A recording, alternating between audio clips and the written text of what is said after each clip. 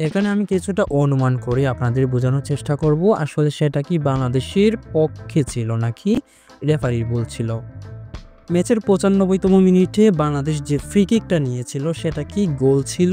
Broadcasting এতটাই খারাপ ছিল যে স্পষ্ট বোঝা যায়নি এখানে কি হয়েছিল। এখানে আমি কিছুটা অনুমান করে আপনাদের বোঝানোর চেষ্টা করব আসলে সেটা কি বাংলাদেশের পক্ষে ছিল নাকি রেফারির ভুল ছিল। দেখুন, ফিফার নিয়ম অনুযায়ী বল যতক্ষণ না পর্যন্ত পুরোপুরি গোল লাইন অতিক্রম করবে ততক্ষণ এটা গোল হিসাবে গণ্য হবে না।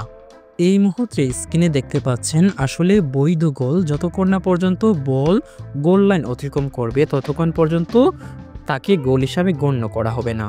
তবে বাংলাদেশ যে ফ্রি কিকটা নিয়েছিল আমার মনে হয় এটা 99% গোল হওয়ার সম্ভাবনা ছিল।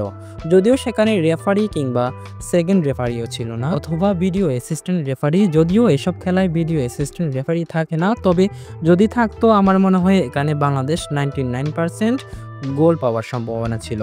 আমার মনে হয় এই গোলটা বাংলাদেশের পাওয়া উচিত ছিল।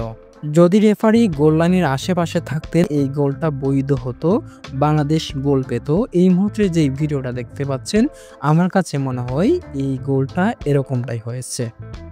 আসলে এখানে কিছু করার নেই, যেহেতু এশিয়া অঞ্চলে খেলা চলছে। যদি ইউরোপ আমেরিকা হতো তাহলে হয়তো এটা একটু যাচাই বাছাই করা হতো।